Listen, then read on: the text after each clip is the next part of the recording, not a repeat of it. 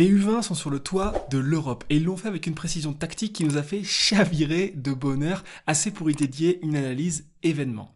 C'est le premier titre continental pour les moins de 20 ans depuis 2010 et la génération 1990, ça remonte d'Andro Albici. Avec un écart moyen de plus 30, les Français ont roulé sur la compétition avec aucune défaite et la domination n'a pas été que physique, sinon dans tous les domaines, notamment tactiquement. L'équipe entraînée par l'excellent Guillaume Wizat, qui fait des merveilles avec Vichy Clermont en Pro B avec une équipe relativement jeune, a survolé les débats en imposant un vrai style de jeu. Même en finale, dans les moments difficiles, face aux fantômes de défense de zone match-up, l'équipe est restée appliquée, intelligente, avec beaucoup de sang-froid pour aller s'imposer en prolongation. Alors allons voir ça tout de suite et comment l'équipe de France a cassé en morceaux la défense israélienne. Alors on va commencer directement justement par ça, l'attaque de match-up. À quoi ça sert défensivement et comment on peut l'attaquer offensivement.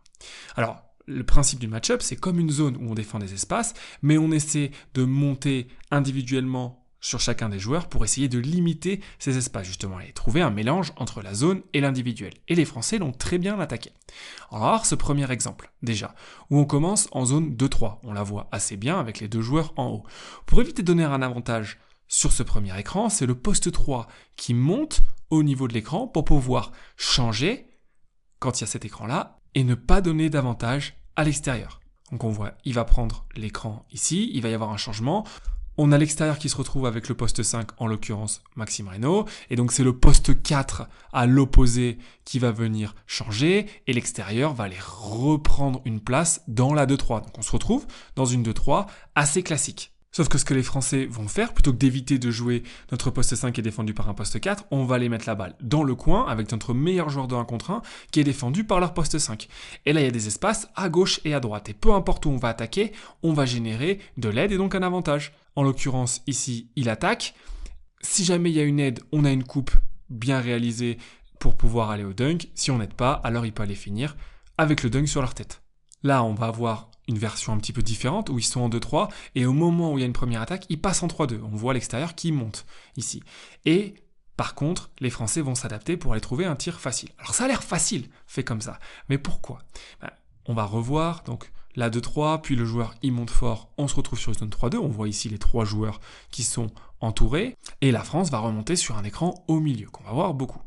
On a ce premier écran là, le joueur extérieur va sortir, ils vont changer pour essayer de ne pas donner d'avantage. Mais là où c'est très intelligemment fait de la part des Français, c'est que on a un joueur intérieur, le poste 5 toujours, qui va devoir sortir à 3 points sur notre joueur extérieur. Donc on a un petit avantage ici. Mais également, le grand qui pose un écran sur l'extérieur, donc par définition il est dans son dos, mais il a un espace libre juste devant lui, au niveau du poste haut. Donc en s'y présentant ici, on a le poste 5 qui est sorti, donc on n'a plus de poste 5 pour venir protéger le cercle, c'est le 4 qui vient sur Maxime Reynaud, on a un 3 contre 2 qui est ouvert, on peut faire un flotteur, faire la passe parce que la coupe dans le dos est très belle, ou alors trouver un tir à 3 points. Mais nous, on va aller chercher des paniers proches du cercle face à une zone, on ne veut pas trop tirer à 3 points. Et puis là on a une dernière situation où on va mettre en danger la défense avec un alignement pas commun, on est patient, on va pas prendre de tir trop vite, et puis là on a un écran, et on est 5 d'un même côté. Donc, normalement, défensivement, on a l'extérieur qui doit changer sur le poste 5, le défenseur israélien poste 5 qui est sur le 4, et l'extérieur qui est dans le corner. Donc on est plutôt sur du 2 contre 2. Or, il y a un avantage de taille, ici, et donc l'extérieur, il ne veut pas être dans cette situation. Donc vous allez voir qu'il va se retourner, il va faire une erreur pour pouvoir dire au joueur poste 5, prends-le, et moi, je vais faire un double switch. C'est-à-dire que je vais aller chercher le joueur qui est dans le coin. Sauf qu'il n'y a pas de joueur dans le coin. Donc, intelligemment, Kamardine, il a réattaqué. Et ici, le 5, il est un peu en no man's land entre deux joueurs parce que l'extérieur, lui, il est resté sur la zone à 3 points. Donc, on va pouvoir donner la balle où on veut. Ici, la passe la plus ouverte, c'est la lob pass pour Maxime Reynaud, qui n'a plus qu'à finir.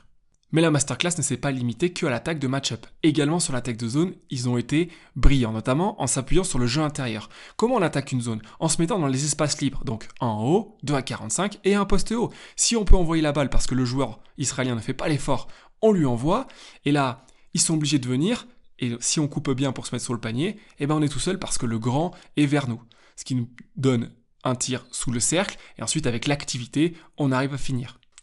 Et donc, on les fait hésiter, ces Israéliens. Parce que justement, comme on est dangereux au poste haut, ça force à monter. Le grand monte, mais ce qui fait qu'il n'est pas sur la zone du short corner, ici, du poste 4 qui peut recevoir la balle. On s'endort à l'opposé, mais en même temps on peut pas trop y aller parce que sinon il y a un 3 points à l'opposé. Et on trouve encore un panier facile. Ils en ont marqué des sauts et des sauts juste en respectant les espaces et en jouant avec le jeu à l'intérieur bien positionné. Ici on attaque, on donne à Kamardine. Il y a une bonne prise de position au niveau du short corner. Qu'est-ce qu'il fait l'ailier? Est-ce qu'il reste avec nous et il donne le tir à 3 points? Ou est-ce qu'au contraire il va venir gêner le tir à 3 points? Dans ce cas-là on se retrouve tout seul. On feinte, il est tout seul, au contact. Il va finir. Ça aussi, c'est magnifique. Donc si on résume, il faut se mettre dans les espaces, il faut appuyer à l'intérieur le plus possible. Ils l'ont fait énormément. Et puis là, regardez, on montre le tir, on réattaque, toujours pour les mettre sur le reculoir, sur leur talon, on fait une bonne passe, puis ici le grand il vient. Ici on a Maxime Reynaud qui coupe bien, on pourrait même lui donner la balle puisqu'on a fixé le grand. Ici il tente un petit flotteur qui est raté, mais l'attaque elle est très bien jouée. Et enfin, pour terminer cette masterclass sur zone, il y a un système en particulier qui a fait énormément de mal aux Israéliens. C'est celui-ci. On va envoyer la balle d'un côté pour aller chercher un écran de l'autre, générer un décalage, voir qui aide. Est-ce que c'est le grand? Est-ce que c'est l'ailier? Et ensuite, venir en profiter en fonction pour aller trouver un tir à l'opposé. Très très important parce qu'on était à égalité à 2 minutes 30 de la fin en prolongation. Alors qu'est-ce que c'est que ce système? Toujours l'espace libre, donc bas à 45. On force le petit de notre côté à venir et on vient poser un écran, ce qui force l'autre petit sur la défense de zone de venir vers nous. On le fixe et on passe la balle, il est en retard et on vient poser un écran. Donc on va se dépatouiller de notre défenseur, même si l'écran n'est pas très bien posé. Et ici, qui vient aider? Le grand ou l'ailier? En l'occurrence, l'ailier reste à 3 points, c'est plutôt le grand qui vient. Donc notre poste 4, Lucas Deféal, il peut couper dans le dos. On aurait même pu avoir Kamardine qui vient dans le coin pour forcer l'ailier à être encore plus bas. Qu'est-ce qui se passe? On est venu aider parce que le joueur du bas avait peur, donc on a compacté la défense, on sort et on a un tir à l'opposé. Vous allez voir qu'on va avoir la même situation. Ici, on envoie d'un côté, on renvoie de l'autre, on fait bouger la défense, on prend le premier écran, on mobilise la première aide, on vient, on est en retard. Là, cette fois, c'est l'ailier qui vient et pas le grand. Et donc, ça nous ouvre un tir. Alors ça aide que l'équipe en général tourne à 37% 3 points, mais parce que les tirs qui sont trouvés sur les défenses de zone sont de très bonne qualité. C'est aussi pour ça qu'ils ont eu un aussi bon pourcentage. Et puis la défense israélienne commence à anticiper, passe sous l'écran. Donc qu'est-ce qu'on fait? On montre le tir, on le fait venir pour pouvoir le réattaquer. Et ensuite, là c'est le grand qui vient, on a un flotteur. Et puis quand les Israéliens ont été en défense individuelle, parce qu'ils l'ont été, sur l'attaque des pick and roll, là aussi, il y a eu une masterclass. C'était une masterclass générale de l'équipe française. Et là, on va le voir sur les changements défensifs. On va voir ici un premier écran, le changement défensif qui est trouvé, et ensuite on va être patient pour pouvoir aller le trouver. On a notre avantage, tout le monde s'écarte, on feinte, on va jouer, et on va trouver un panier proche du cercle. Alors on va réembobiner pour voir tout ce qui rentre en compte. Ça paraît simple vu comme ça, mais c'est extrêmement compliqué d'obtenir ce genre de choses. Ici, on a le poste 4 qui est pas très bien placé, on n'a personne dans le coin, donc on va prendre le temps. Attendez Souza, patiemment, il repose l'écran. Et là, il voit le changement, donc il envoie directement, il swing la balle pour pouvoir avoir le joueur qui roll. Ici, on pourrait déjà lui envoyer la balle. Sauf que c'est un petit, il peut tourner autour, c'est difficile de prendre position. Donc on le laisse prendre position. Là, on pourrait lui envoyer au-dessus. Mais il y a de l'aide. Donc qu'est-ce qu'on va faire? On va prendre le temps et on va aller renverser pour le trouver tranquillement. Et là, on s'écarte. Vous allez voir, Hugo Doumbia qui a réalisé la passe, il va s'écarter pour forcer son joueur parce qu'il vient gêner à repartir pour libérer l'espace à Maxime Reynaud qui fait une très bonne fin de passe pour le forcer à repartir. Et ensuite, il a l'espace pour attaquer le joueur qui est trop petit pour lui. Puis on en a une deuxième ici. On a notre changement défensif, dernière possession de la première mi-temps. Donc là, ils font un double switch, c'est-à-dire que l'arrière en a marre de se faire punir, donc il demande à l'ailier de venir, ce qui donne un corps un peu plus grand, un peu plus costaud pour défendre sur Maxime Reynaud, qui prend encore une fois la position pour recevoir la balle derrière. L'extérieur, il attaque, il feinte de passer à l'opposé pour que les aides restent loin, il l'envoie par-dessus, et le grand, il l'attrape avec les mains, et c'est un très bon tir, même s'il est raté. Alors comme ils ont eu du mal en changeant, et puis la stratégie générale c'était plutôt de protéger. Et là aussi, les Français se sont régalés avec des rolls ou des short rolls. Là on voit le grand qui fait un protect plutôt très bas, donc Kamardine il se lance vers lui pour le faire hésiter. Et là on a et le flotteur et la passe, on peut choisir un peu ce qu'on veut. Là en l'occurrence il envoie le alley-oop, et même si le alley-oop il est raté, c'est un très bon tir, parce que tactiquement c'est bien réalisé. Là la protection elle est plus large, vous voyez, plus flat, sur le côté. Donc le meneur peut s'écarter pour donner la passe au grand dans l'espace libre. Et ensuite, on a et le joueur intérieur qui a coupé dans l'autre sens, et le tir à 3 points, et le flotteur. On a à peu près tout ce qu'on veut. là vous allez voir que l'écran il va être positionné moins au niveau de l'elbow, un peu plus décalé. Donc le grand, il n'a pas besoin de trop s'écarter. Intelligemment, Hugo Doumbia, il attaque vertical pour forcer à mobiliser le grand et il fait la passe dans la pocket, dans le short roll. Là, l'aide est immense, il y a beaucoup d'espace à couvrir. Donc il le voit, il fait une très bonne passe à Nathan de Souza qui va pouvoir punir à 3 points. Et ça aussi, c'est un très bon tir, très très ouvert, juste parce que on respecte les espaces sur l'attaque de protection. En l'occurrence, en termes de spacing, on est 5 d'un côté, donc à l'opposé. C'est là qu'on veut aller. On force à venir et on donne la balle dans le short roll à notre grand qui va pouvoir ensuite jouer le 1 contre 1 parce qu'il est plus mobile que son adversaire. Puis on est obligé de terminer par les 2 stars de l'équipe de France en commençant par Maxime Reynaud, le grand qui s'est exporté dans la prestigieuse université de Stanford en NCAA et qui a tourné sur le championnat d'Europe à 88% à 3 points. Alors oui, il n'en prend pas beaucoup.